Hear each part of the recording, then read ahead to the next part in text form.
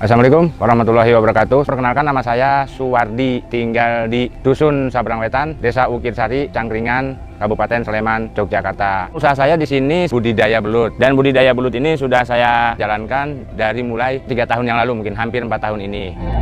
Kenapa saya harus berbudidaya belut? Awal saya mulai berbudidaya belut bermula dari saat saya pulang kerja, karena dulu saya kerja di salah satu mebel. Setiap saya pulang ini kok banyak sekali teman-teman saya atau tetangga, mereka memiliki sampingan, baik itu ada yang kambing, ada yang sapi, ada yang ikan. Saya ingin mencoba, namun saat itu lahan yang saya tempatin ini hanya sebatas lahan tempat tinggal, hingga akhirnya saya terinspirasi di belut. Maka dari itulah saya coba, hanya untuk dulu awal itu saya hanya menggunakan gentong plastik atau toren. Itu pun saya nggak langsung berkembang juga, itu saya pun harus jatuh bangun. Itu pun banyak sekali yang nggak dukung saya. Kita sering ribut sama istri, karena saat itu saya kerja cuma jadi buruh atau tukang di mebel dengan gaji atau penghasilan saya pas-pasan, hingga harus saya bagi gimana saya harus menafkahi keluarga saya, di mana saya juga harus mencoba atau membuka sampingan budidaya belut. Dulu saya coba 3 kilo, terus saya pelihara 2 hari 3 hari mati. Saya juga ada sedikit getun atau menyesal. 200.000 zaman dulu itu bagi saya cukup besar sekali. Parahnya lagi, mungkin istri kita pun sering ribut sama istri, sayang Pak, eman Pak, uang sekian jenengan cuman gitu aja, apa mending buat hal lain yang lebih berguna lagi, bermanfaat lagi gitu. Banyak kebutuhan kita yang belum kita selesaikan dan segala macamnya. Namun saya juga harus mencoba. Kemudian saya ngumpet-ngumpet dari istri, udahlah keributan yang pertama. Kemudian saya coba lagi, masih ada lagi juga keributan yang kedua. Saya coba lagi sampai saya betul-betul saya harus gimana caranya tanpa harus mengganggu uang atau penghasilan saya untuk istri. Tetap kita berikan untuk istri. Saya entah cari lagi saya dari mana itu dana, atau saya harus lembur, atau saya harus cari orderan lain atau sampingan lain biar dapat saya punya modal lagi. Saya beli lagi, gagal lagi gitu. Hingga yang terakhir saya masih ingat tuh, yang ketiga saya berhasil. Karena ada sedikit kebohongan yang saya lakukan. Namun kebohongan ini ya alhamdulillah sekarang sudah saya akui sama istri. Dan karena sudah mulai terlihat lah sama istri dari hasilnya, hingga akhirnya barulah saya mulai terbuka. Dulu yang berhasil itu saya mulai dari ya kebohongan. Tapi ya ngapunten untuk teman-teman, tidak semua kebohongan itu bisa membawakan keberhasilan.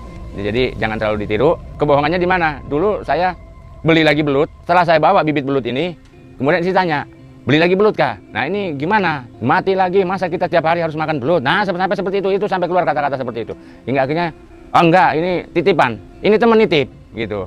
Saya bilang kalau saya udah bisa melihara belut, saya bilang gitu. Hingga akhirnya karena teman ini dia sibuk, dititipkanlah di saya. Hingga akhirnya saya peliharalah itu. Nah katanya sih, kata teman, ya kalau mau mati ya biar matilah. Ya namanya juga kita coba-coba gitu. Ya udah, itu kita punya teman, ya pun mati pun nggak jadi ribut ini. Alhamdulillah, malah itu yang berhasil. Nah kemudian isi pun tanya, udah berhasil lah. Ini kok temennya yang nitipin ini nggak dikasih tahu? Kata teman, udah saya konfirmasi, katanya suruh dikembangkan aja dulu, baru nanti bagi hasil. Ya udah, saya kembangkan lagi. Pas saya mau pindah ke sini, barulah saya terus terang ya sama istri, ya bahwanya dulu itu bukan temen, namun itu punya saya sendiri. Nah kenapa saya nggak terus terang? Kalau saya terus terang pasti ribut. Mungkin semuanya juga sama. Nah kemudian saat saya panen beberapa terpal itu, saya pun masih kesulitan kemana saya akan jual. Karena apa? Saya pun bingung. Pada saat itu saya tawarkan ke tetangga pun, atau ke saudara atau ke teman itu dengan harga sekian, dan tidak semua orang itu tidak menyukai belut juga. Hingga akhirnya saya iseng-iseng, ada juga teman menawarkan ke saya atau memberikan saran, kenapa nggak di post di sosmed saya gitu kan, baik itu di grup-grup WA atau grup Facebook. Hingga akhirnya saya coba. Nah mulailah dari situ, mulai saya tahu ternyata di luar sana itu masih banyak juga orang-orang yang menyukai kuliner belut, baik itu untuk sambal belut, mungkin ada keripik belut. Nah di situ setelah saya post, banyak juga yang pesan. Hingga akhirnya saat itu juga saya kerja, saya kembangkan yang tadinya dari 6, kemudian saya tambah lagi 20 kolam. Nah sekarang di rumah sudah sempit tempatnya, kemudian saya cari tempat yang betul-betul lebar. Nah di sini, inilah tempat yang baru yang saya tempatin begitu. Dan sekarang alhamdulillah saya sudah ada 200 kolam di sini. Banyak sekali berbudidaya ikan nila atau ikan-ikan air pada umumnya itu banyak, namun untuk belut ini masih jarang sekali. Sedangkan harga pasar ini atau pesan pasar ini itu masih tinggi, hingga saya sendiri pun masih kewalahan dari pesanan pasar. Hingga saya harus membagi beberapa tempat. Dari beberapa tempat pun itu kita harus bagi berapa persen ke setiap pelanggan saya. Untuk budidaya belut yang benar itu ada beberapa faktor. Faktor yang pertama itu pembuatan media. Terkadang orang sering terkecoh dengan bentuk rupa media yang kita miliki. Kita hanya melihat dari sisi kasat mata, tanpa melihat atau mengecek pH, seberapa pH yang seharusnya digunakan untuk belut. Nah untuk amoniaknya kita belum cek, amoniaknya seperti apa, untuk belut sudah netral apa belum, yang kemudian biogasnya itu masih tinggi atau tidak. Nah disitulah hingga akhirnya mereka tebar mati. Itu pun sama di beberapa tahun yang lalu. seringnya saya kegagalan ya di situ itu. Seperti apa untuk medianya itu, ada beberapa memang komposisi yang kita butuhkan itu ada dari lendut atau lumpur sawah, terus ada juga letong atau kotoran kandang. Baiknya untuk kotoran kandang itu untuk belut kotoran sapi atau kerbau, terus ada juga gedebok pisang atau pohon pisang. Nah, terus ada juga damen atau jerami padi. Persentasenya itu ada lumpur ada 50%, gedebok 15%, kotoran kandang itu 15%, ada damen atau jerami padi 10%, sisanya air. Nah, itu pun kita nggak bisa kita campurkan jadi satu, nunggu berapa minggu atau berapa hari kita tebar, itu nggak bisa juga. Kita harus nunggu dulu netralnya pH yang ada. Biasanya netral yang ada itu ketemunya di angka 6 atau 7. Biasanya kalau itu udah netral, biogas pun aman.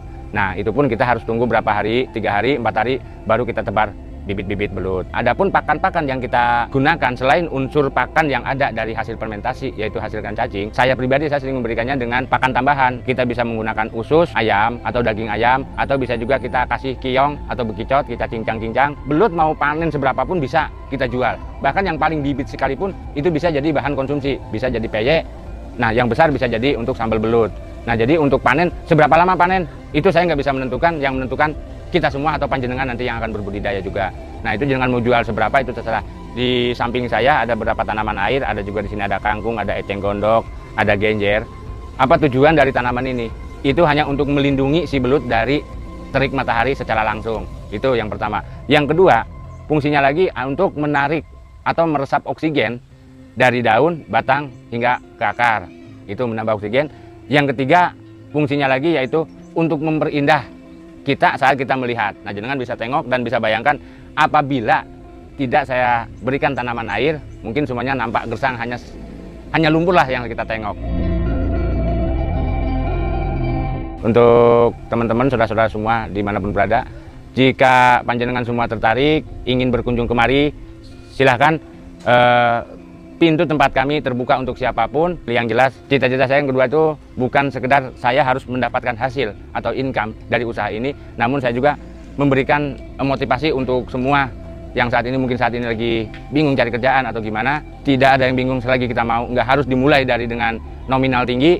Dengan saya pun dulu saya hanya memiliki dana kurang lebih sekitar 200 sampai 300 ribu. Saya gunakan, ada gentong nganggur atau tidak terpakai di rumah, kemudian saya gunakan, saya hanya beli bibit. Lumpur saya cari sendiri.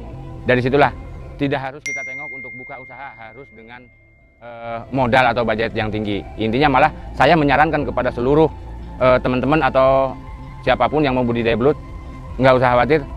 Selagi kita mau, selagi kita bisa, semangat, ada niat, insya Allah ada kesuksesan buat kita semua. Konfirmasi bisa melalui nomor handphone saya. Berapa nomor handphonenya? 0821 3806 4682. Terima kasih juga atas telah menonton tayangan.